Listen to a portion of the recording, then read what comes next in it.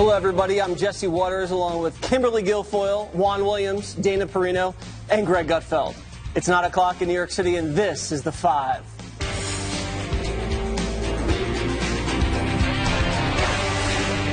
President Trump's taken fire from critics on the left and the right for 3 days over his initial response to the white nationalist violence in Charlottesville on Saturday. Today, he fired back in a combative news conference at Trump Tower. Why did you wait so long? I didn't wait long. I didn't wait long. I didn't wait long. I wanted to make sure, unlike most politicians, that what I said was correct, not make a quick statement. The statement I made on Saturday, the first statement, was a fine statement, but you don't make statements that direct unless you know the fact. It takes a little while to get the facts. You still don't know the facts. And it's a very, very important process to me, and it's a very important statement. He repeated his assertion that many sides are at fault for the chaos that erupted. What about the alt-left that came charging at the, as you say, the alt-right? Do they have any semblance of guilt? Let me ask you this. What about the fact they came charging with clubs in their hands, swinging clubs? Do they have any problem? I think they do. So, as far as I'm concerned, that was a horrible, horrible day. Wait a minute. I'm not finished. I'm not finished, fake news. That was a horrible day. The same level as I will tell you something. I watched those very closely, much more closely than you people watched it. And you have you had a group on one side that was bad, and you had a group on the other side that was also very violent. And nobody wants to say that, but I'll say it right now. And you didn't stop there. I think there's blame on both sides. You look at both sides. I think there's blame on both sides, and I have no doubt about it, and you don't have any doubt about it either. There were people in that rally, and I looked the night before. If you look, there were people protesting very quietly the taking down of the statue of Robert E. Lee. I'm sure in that group there were some bad ones. The following day it looked like they had some rough, bad people, neo-Nazis, white nationalists, whatever you want to call them. But you had a lot of people in that group that were there to innocently protest, and very legally protest, because, I don't know if you know, they had a permit. The other group didn't have a permit. So I only tell you this. There are two sides to a story. Okay, KG, very brave and honest press conference, really pulled no punches today. He said two things very interesting. He said, one, the reason he gave that initial statement about both sides, because he didn't know all the facts at the time. He just wanted to keep it low profile. Second of all, he did say that there were people on the left that came charging in to fight, and they were armed to the teeth, and I said that to Juan the other day. So how did you think the president performed this afternoon? Look, I thought yesterday was excellent. I thought he was really on message and on point, and those comments, whether or not some people received them well or not, the president should have been confident in the way that he delivered them and in the message consistency. Today he went more on the defensive in a way because he was trying to react to some of the criticism for people who said that wasn't enough. Wasn't on the defensive. What I did pick up on this was that he obviously had watched tapes back and had done some investigation to try and figure out exactly what transpired, what preceded the incident, who had permits. So somebody's at least given him some briefing about that. Nevertheless, I say to myself, what else do you have really to gain by sort of relitigating this and doubling down on it? Because he already gave the statement. So then the only criticism was, okay, well, that was a very good statement, but should it have come sooner? Now he's taking everybody on. But this is, this is who President Trump is. Exactly. This is who Donald J. Trump is. And so he feels that, okay, he's been aggrieved because the people are not being fair, the media in particular, in terms of their analysis or their criticism, et cetera, of what he said yesterday. So now it's back to the, combative nature, and it's like him against the whole news media, and he's like, rock 'em, sock 'em. That's right. Those robots, the red and blue robots. Brutally honest, maybe people would say too honest. He did say that there were a certain segment of the white nationalist protest population that weren't racist, that just were protesting about the removal of a Robert E. Lee statue in a peaceful way with a permit. Does the fact that he delineated that so specifically help him or hurt him, Greg? Maybe it hurts him. I don't really know. Here's the thing. I think there's a deception being made right here in the media. The false belief that hateful speech is created by a single man, Donald Trump. I believe, and I believed this for a while, that almost all hateful speech is a pendulum, that it begins from one side, and then because it becomes so suffocating that it creates its own reaction. So for the longest time, we've seen a lot of hate from the left, I would say for a couple of years, whether it is on the radical elements of Black Lives Matter, not all BLM, but there were some. If you look at Antifa, that had basically free reign over protesters in different parts of the parts of America, whether, you know, obviously in Oakland, in Berkeley, in Portland, they could get away with it, and the press didn't cover it. So I always feel like a lot of this hate stuff is a pendulum. So what happens is people get pissed off because they're going like, you know what? No one gives a damn about us. If you think left-wing violence is justified, wait till you see the right-wing violence. Is that going to be justified too? But all these skirmishes, they remind me of how unique America is and how fragile what America is, which is that we aren't about tribes.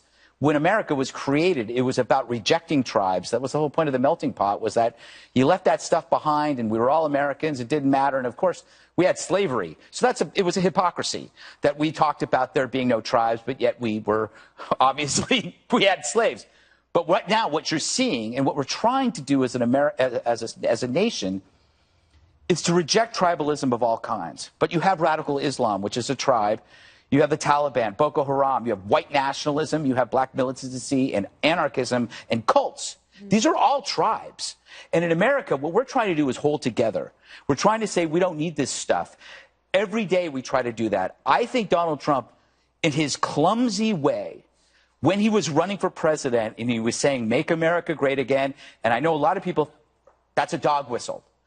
But for me, it was, I'm tired of the tribes. Why can't we go back to the days when everybody was an American and we didn't have tribes?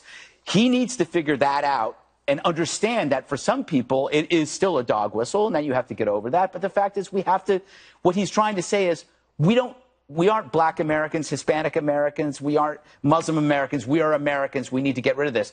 It's hard for people to hear that. But I think if you look at all the problems that are happening around the world, it's pure tribalism, and he's trying to reject that. I don't know if I'm right. And that was something he mentioned in his inaugural address, was that America needs to come together and reject all of the tribalism. Dana, from a communications perspective, he gave a really nice statement yesterday and then came out today and was extremely combative and took a lot of questions. Would you have advised him to do that? I think it doesn't matter what I advised, because clearly it's not working. I mean, I thought that he would pay no political price and would have gained actually politically had he distanced himself from the alt-right once and for all. But today he basically said, the safe harbor that you're seeking, I got you, no problem. And that is going to exacerbate additional problems when he's trying to delineate between the two. So the alt-right pretends... But let me ask you a question. So if you're saying you don't want Robert E. Lee statues removed from public spheres in the South, does that make you a racist? No, that's not what I'm saying. No, but let me. Does that make you a racist? That's not what she's talking about. That's not what. No, I'm not going to. Jesse, nice try. No, I'm not. I know this is your world at the moment, but let me just. That's not what I'm saying. I'm saying, but that's what Donald Trump was trying to say, that there were some Well, then maybe. I mean, you're a better communications director for him than I would have been. That were just trying to peacefully protest the removal of, Confederate. Really, you think that's what it was? Like the Unite the Right conference and coming with tiki torches and all the weapons and everything? They absolutely went there to instigate that. Listen, yeah, there were people obviously bringing weapons to a rally that was unacceptable. But this is going to happen now all over the country, where there's going to be people that are upset with the removal of Confederate war heroes from the public sphere. Okay. This is going to happen all the time now. All right, just let her finish her point. Yeah, thank you. I do think that calling out the left's violence is absolutely important. The woman reporter who was hit in the face was done by an Antifa guy. Right. Okay? I absolutely think that was right. I also think that this idea that we can take away all of our history by bringing down all the monuments and where do you draw the line, I think that was an important thing to say. And I also think that is not going to stop, and it is a call to violence. But I also think there's a difference for people who think that whites are a better race than anybody else. I think that is a sin. I think that it is despicable, and I think we fought a war over it. Yeah. And we won it, and that presidents have to continue to try to lead the nation in that way. I also think it is not entirely without reason to listen to some of your critics and think, maybe they've got a point. Look, I'm on Twitter. I see it every day. Sometimes I think, oh, that's actually a really good point. I should have thought of it another way. The president, he can stay at 34 to 40% approval rating for his presidency. Great. He'll probably win re-election. I think if the election were held in a year, he'll probably win again. That's just the way that our electorate is set up right now. He's doing some really good things. I loved his infrastructure point. Yeah, great. He's absolutely right. And I would have loved to talk about infrastructure tonight and how he is going to change that and make it better. But instead, we have to go right back to where we were on Saturday. And Cheryl Gay Stolberg, who the reporter we talked about yesterday, she did report for the New York Times about the hateful violence on both sides. So that is not something new that he came up with. Right. Trump will never accept defeat in an argument, and that's why he always has to prove himself right. Juan, you're looking at the president today, didn't really give any ground when it comes to both sides. How do you feel about that? I just didn't understand why he felt the need to double down. I thought this was, he had some healing or at least some leeway, given the statement yesterday, to move on. Instead, he has dived back into the mess. And, in response to what you were saying, Jesse, there is no equivalence between the two groups. I agree. One is a racist, hateful group, and the other is a bunch of counter-protesters that are looking for trouble. I agree with that. I don't know if they're looking for trouble, but they came with sticks and shields, too. Well, they came to protest against people who, in some cases, were armed, wearing helmets, carrying torches. Right. But violence anytime is unacceptable. So you agree with that? No. Are you kidding? Would I say that to the people who battled the Nazis in World War II? Oh, this is not trouble on a both civil sides. war in America. Well, I'm telling you, there's a way to peacefully protest in America. Well, what these folks did was they came armed with guns, Jesse. The people who were the alt-right, the KKK, they came with guns, Jesse.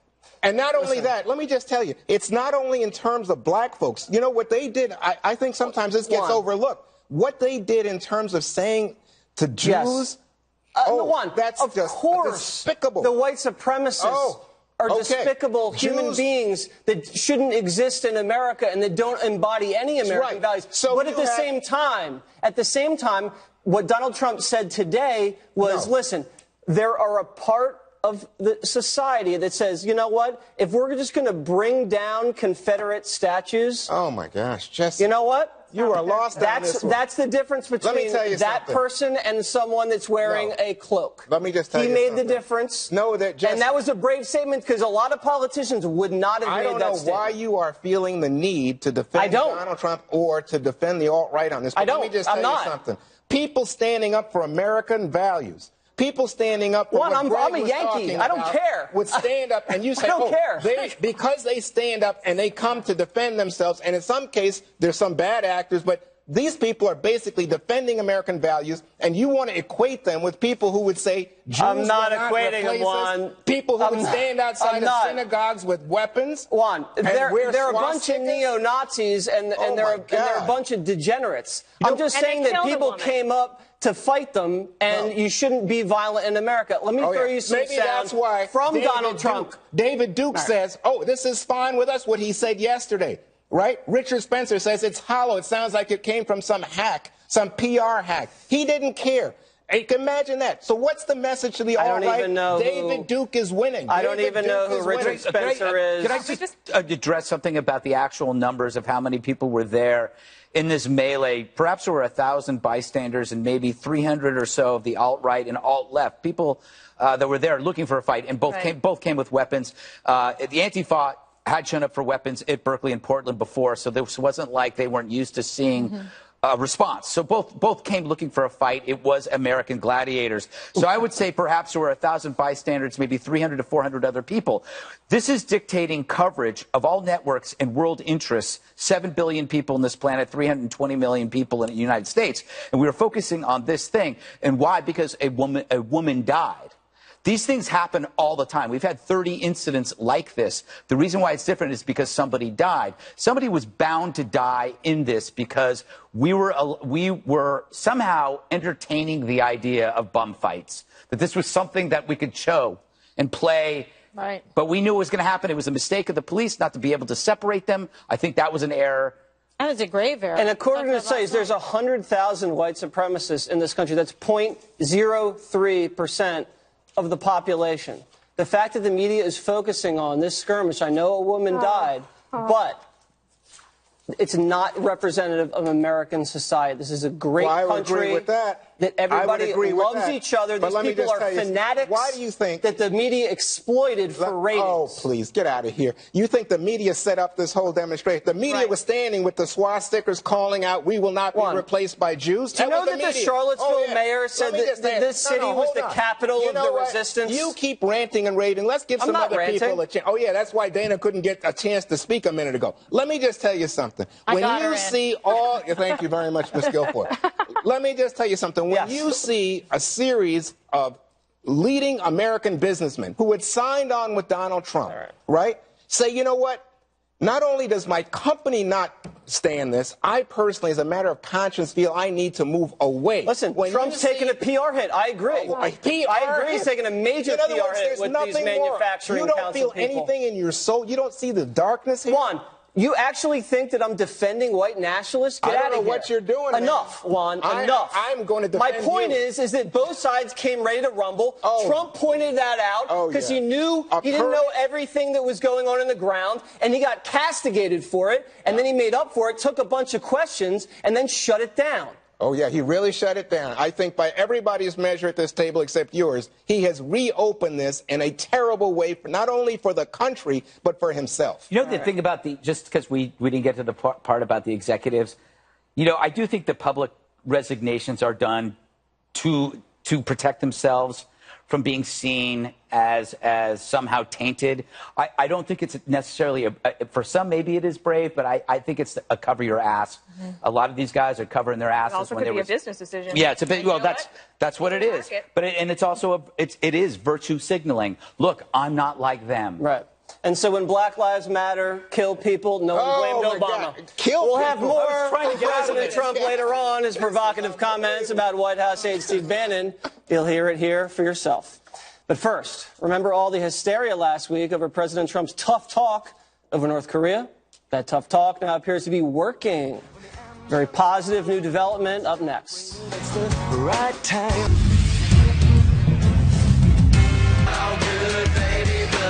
President Trump promised, fire and fury if North Korea follows through on its threat to attack Guam, and that may have resonated with Kim Jong-un because state media says the country will now hold off on a Guam strike until it knows what the U.S. will do next. But they want us to know they're prepared, according to these new propaganda photos that allegedly show Kim Jong-un reviewing plans to launch missiles near Guam. Today, Secretary of State Rex Tillerson said the Trump administration remains interested in a dialogue with the North, but it's waiting for any sign of interest from Pyongyang. So we have, I think, Greg, a show that the first standoff between Kim Jong-un and President Trump was won by President Trump, and partly because of not just the comments and rhetoric, but the diplomacy to get China to weigh in for the first time. There's some going on behind the scenes. Couple of interesting facts. I've talked about how powerful the media can be and how powerful the lens can be. When the lens turned away this weekend to Charlottesville, no one talked about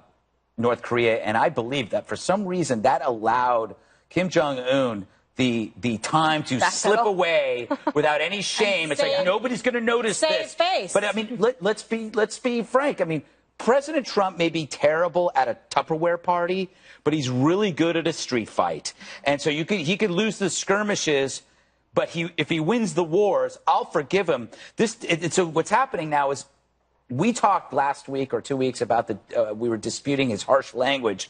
That's in the rear view. That's a tumbleweed in the rearview mirror now, that the harsh language appears to have worked. Trump might have been wrong in his response to the 300 people in Charlottesville, but was correct in facing a threat against 320 million people. And I would take that any day. If this guy can handle Kim Jong-un, and if he's bad at dealing these domestic disputes, and he's a great cop, then I'm okay with him being, you know, a clumsy dad. Today, I guess. Today has not been without controversy or some criticism. John Bolton actually had this to say earlier today on Fox. I'm just appalled at this op-ed. I don't think it represents where President Trump is. You know, ironically, Susan Rice, Barack Obama's national security advisor, wrote and said on talk shows this past weekend that 25 years of policy, including hers and Obama's, was a failure, and that we should now accept a nuclear North Korea. Tillerson and Matterson are saying we're going to take those failed policies and keep pursuing them. I think the legacy of the Trump administration, if that's right, is a nuclear North Korea. So, Kimberly, the president facing a little bit of criticism at home from somebody in the foreign policy world. What do you make of that? Well, I mean, I think that the president admires, you know, Ambassador Bolton, and Ambassador Bolton's taken a stand here saying that he disagrees with the current Secretary of State and to a certain extent with Mattis. So I find this to be very interesting because I think John Bolton is somebody who remains a key player in this and somebody that the president has his eye on. All right, Juan. Well, I think the couple things here, Dana. One is that you have U.S. and South Korea still going ahead with military practice, I think in 10 days. It's a 10-day practice, but it begins August 21st. And that creates a lot of anxiety among the North Koreans. Nonetheless, it's important, I think, for the U.S. to say that we are resolute, we're not backing away. But I do notice that South Korea doesn't think that President Trump's language has been helpful.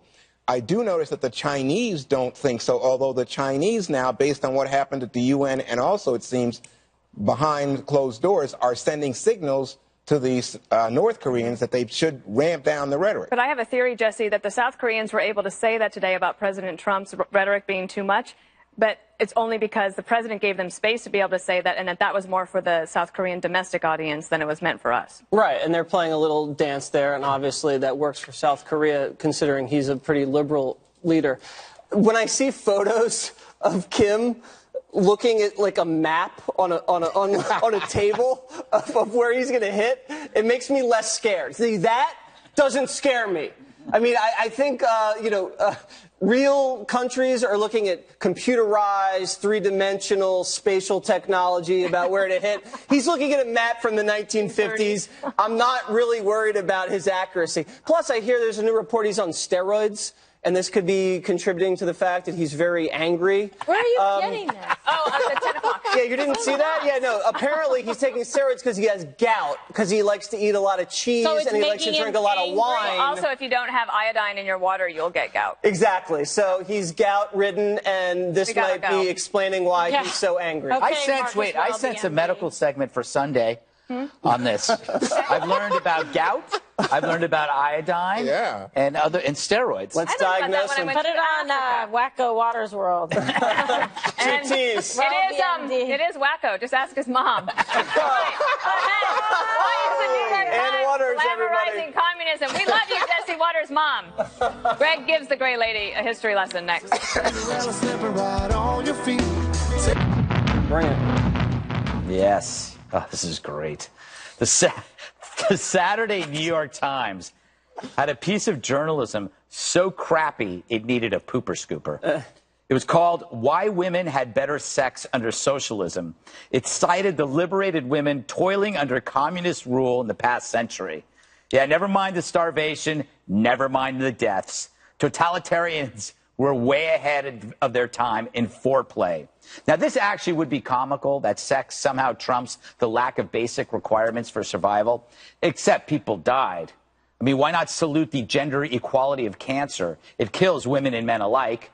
Communism resulted in millions of deaths, both men and women, and it survived in part because of apologetic Westerners creating dishonest defenses of this toxic ideology.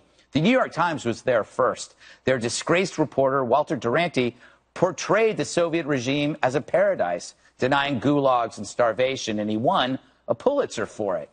You think the Times would have learned.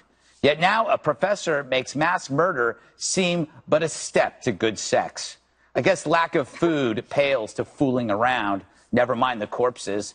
The Times has since then run a correction about the stats being off regarding when women in the USSR had the right to vote. That was the correction they had, as if that was the only error. How blind must you be to run this story? I guess they figured anyone who could dispute this lie is already dead. That's the beauty of socialism. Everyone dies before you get around to asking. Oh, my God. Juan, you are an esteemed journalist. How did this get published? How did this? How did this? Wait a minute. How did this get published? Wait a minute. You would not have run this in the Washington Post when you were at the Washington Post. Well, no, I wouldn't. If I was the editor, it wouldn't have run. I find this pretty ridiculous. But I mean, I don't understand it. Do I? Because this is a professor at the University of Pennsylvania. She's a real professor. It's not a joke. Yeah. And she's making the case that, oh, don't forget, somehow women had, I believe she said, more orgasms. Right, yes. Right, than women who were living outside of this socialist. It was based on an idol. obscure study of East Germans. I mean, how do you even study that? No, it's so. This is so It's nuts. just so awful. Who did the it's study? it's an apology for death. That's what it is. Do you remember when Bret Stephens went to the New York Times and his first column was about climate change? Yeah. And it was suggesting that climate change was, I don't want to put words in his mouth, but it was basically saying that the left had gone too far on climate change. And the left had a total meltdown, and they called the New York Times over and over again, like, everybody cancel your subscription. And this just goes under the radar screen. But like, basically, they're talking about women's rights in every other page of the newspaper. I don't get it. This was the worst time to live, Kimberly. The worst time for being a woman or a man. There were forced starvations. There were 40 to 60 million people killed. Deplorable conditions, unbelievable suffering, and starvation. So I think this is fake news. Yeah, I don't believe this at all. Yeah. Jesse, does this surprise you at all that this would be in the Times? Socialism is sexy for lefties. Yeah. But for everybody else, it's not really much of a turn on. I mean, look at Venezuela right now. I mean, people are suffering greatly. Is the Times for Russia or against Russia? Because right now it feels like they're so anti-Russia with Trump, but now they love Russia. No, they're for old Russia. Yeah, like, oh, they're pining for the old Russia. Meanwhile, the New York Times as a company isn't acting very communist. They're cutting jobs, they're laying off people, they're pinching pennies to make sure the bottom line makes the shareholders happy. So I don't know if they have anything figured out. Yeah. Why did they make this about sex? I don't know. Can we talk about it? Last word to you. Well, I mean, I think the reason they made it about sex is the idea that, well, that's true. But women, it said, had jobs, had paychecks, and suddenly they were sexually liberated. Except, this comes back to what I don't understand. There was no sexual revolution. No. There were no women in power at all. And what were their jobs? So I don't get it. They had mail order brides in Russia. That was a big industry for a while. Well, all right. Also, the lady here from Bulgaria says, after my divorce, had a job. I didn't need a man to support me, but she worries that her daughter is now less happy in a new capitalistic Bulgaria, and she has less leisure time. Yeah. All right. That's what it was, leisure time. That's what it was. All right. We got to move on. CNN won't air another Trump campaign ad, but we'll show it to you anyway next. Great point, President Trump's re-election campaign has released a new ad that targets the president's so-called enemies in the media and Congress. Democrats obstructing, the media attacking our president, career politicians standing in the way of success. But President Trump's plan is working. 1 million jobs created, more Americans working than ever before, unemployment lowest since 2001, the stock market all-time record highs, the strongest military in decades. The president's enemies don't want him to succeed, but Americans are saying, let President Trump do his job. Guess what? CNN won't air it. The campaign's executive director calls it censorship. The network says it would accept the ad if the images of reporters and anchors are removed. Anchors and reporters don't have enemies, as the ad states. It's the second time CNN has refused to run a pro-Trump spot. Greg, you prepared a lot for this segment. Yes, I spent an entire... Kimberly. That was so unfair, because she knows I took a nap today. Wait. How do you know? How do you know? Let's just slow the roll on what Kimberly knows and what Kimberly doesn't know. I was not there. I did take a nap on the couch. Anyway, my point is, if FNC, there was an ad on FNC that had all our faces on it, and they were making fun of us, I would think that our bosses would say, you're not going to do that because those are our employees. I think they would do the same thing, even though this is very fast. That was called our 5 promo. Yeah, that was our 5 promo, yes. Like, but you know what? What promo? So I think you know what? Oh, it's very nice, actually. But I think that probably they might do the same thing if there was an ad that called us names and our faces were on it. I think that they would probably do the same thing. Although it's very quick, I almost didn't notice it. Well, I think not bad for not preparing. I think that the campaign got its money's worth because they don't care if this ad really runs on CNN. They care that we do a story about it and then we're going to talk about it more. So basically, whatever they invested in this ad, they have gotten 5 times more out of it. So true. So they don't care. 5X winning. Go ahead. CNN needs the money. I'm shocked they didn't take the ad. Plus, they're going to show the body slamming video, but they're not going to show a real ad. I don't get it. To talk about the ad itself, it's a good ad. I think it framed the Trump presidency perfectly, where he's saying, I'm fighting against the establishment, I'm fighting against the mainstream media, I'm fighting against entrenched interests, and everybody else is going to slow me down while I'm trying to create jobs for the American people. Whoever did the ad, I think, did a good job, except for the voiceover. Are you going to feature it on What As Well? Perhaps you have to tune in. 8 o'clock Saturday. Never missing a promotional opportunity. Thank God. Okay, go ahead, Juan. What do you make of this? Should they air it or, obviously not? Well, obviously, I don't think of reporters, and I know he doesn't like CNN apparently because he had a tweet today with a train running over CNN, which then he pulled. A deleted tweet. Yeah, he didn't delete it. Then he pulls it. I mean, a little bit much after a car runs over somebody in Charlottesville, but... So, purposely deleted. I see. And that's after the body slamming. A little juvenile, but, okay, so some people think it was a good ad. I think it's because his poll numbers are hitting unbelievable lows. I think Gallup has him at 34%. So now they're going to try to say... back to 36 today. Back to 36. Thank you for the news. So he's back to 36. He's still at historic lows for this point in a presidency, and now he's trying to pump things up. But I just don't understand. Is it the case that just by saying, I don't like CNN, I don't like the news, that you somehow reassure your base that you're okay despite all the problems? I think you know what it does, though? You're matching the assumptions of an audience who believes they can't trust a certain group of people. They turn on the TV and they're being told that they're idiots. And they are, and CNN and other networks do make people feel like the decisions that they've made are bad. And I think that's what that ad is saying, like, look, we're with you, we're not with them. Maybe. Indeed. All right, well, we've seen a lot of changes lately in top positions at the White House. Could Steve Bannon be next to go? Mr. Trump addressed the rumors about his aide today. His answer ahead. All night long. Oh, my goodness. Back now to the president's fiery news conference today. He was asked earlier about the rumors that his chief White House strategist, Steve Bannon, is on shaky ground. So, does the president still have confidence in his top aide? I like Mr. Bannon. He's a friend of mine. But Mr. Bannon came on very late. You know that. I went through 17 senators, governors, and I won all the primaries. Mr. Bannon came on very much later than that. And I like him. He's a good man. He is not a racist. I can tell you that. He's a good person. He actually gets a very unfair press in that regard. But we'll see what happens with Mr. Bannon. But he's a good person, and I think the press treats him, frankly, very unfairly. Wow. So we'll see. That's not exactly heartening to Mr. Bannon, who's involved in fights against H.R. McMaster, the National Security Advisor, who's fired several people on his staff. He got in a fight with Anthony Scaramucci, who suggested he perform impossible acts on himself. He's been even involved with fights with Jared Kushner and Ivanka. So, Dana, what is your prediction? Well, I thought it was interesting when he said, when the president referred to his friend as Mr. Bannon and not Steve, I thought that was a tell. That, like, you are possibly on the chopping block. But then I saw that Bannon had said that he never expected to last longer than 8 to 12 months in this job anyway. And by my count, in September, that'll be 8 months. So maybe that will come true. It's a very high bar for me to call for someone to be fired. I think I do it very, very rarely. I think that's the president's choice.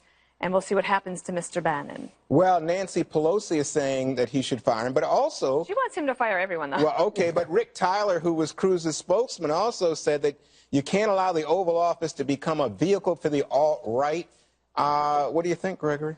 I think that the way Donald Trump looks at people who work for him, you're a plus until you're a liability. And then when you're a liability, you're gone. He looks at people the way I look at Chinese restaurants.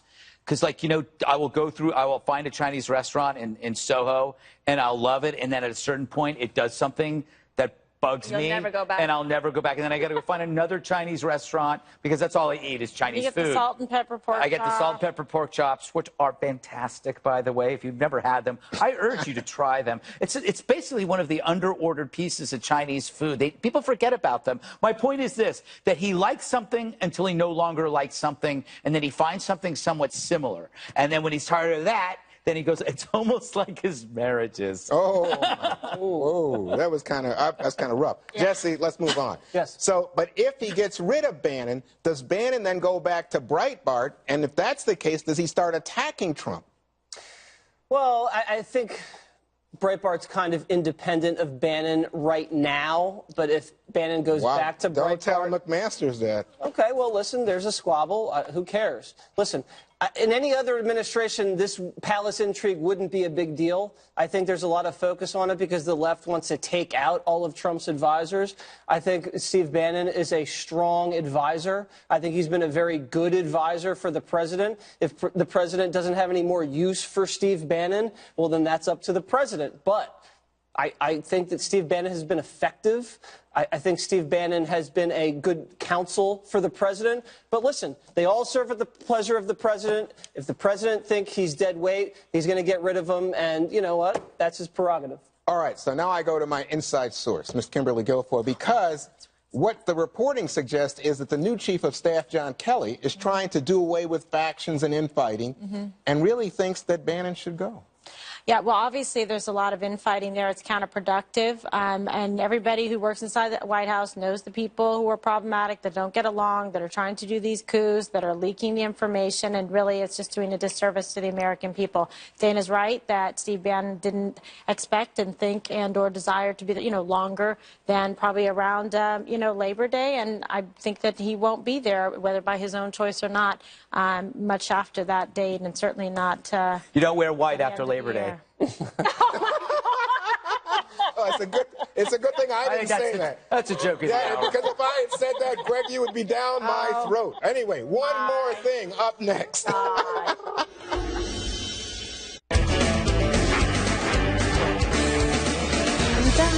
It is time for one more thing. Juan. Okay, so in this edition of Kimberly's Food Court, I go on vacation to the Outer Banks of North Carolina and eat. I eat crabs, clams, tuna. But best of all, I eat ice cream with my grandkids. I don't have a picture, but I even won a T-shirt at Scammell's, the ice cream shop on the beach with the singers doing the scooping. They gave me a T-shirt with a puppy Dana licking an ice cream cone. Thanks for the free T-shirt, guys, and I love the Outer Banks. I The Outer Banks love you. Juan's a very good eater. Yes. I'm a fan of the Inner Banks. The Inner Banks. Nobody ever goes to the Inner Banks. No, it's not. It's hard to get to. Yeah. Okay. So our own Fox News, Michael Tamaro, he was sent to the Bear Grylls Survival Academy to help learn about and promote the movie The Mountain Between Us. That's a movie that stars Kate Winslet and Idris Elba. They play two strangers stranded in the wilderness together and have to fight their way back to civilization. So it was Michael of Generation X and a bunch of millennials who write blogs and stuff. So they're all around this campfire after a long day out in the woods, and basically they have to make a choice. Who's going to be willing to eat what is out there? And take a look what happened. You can either eat the scorpion. Okay. The scorpion or the tarantula.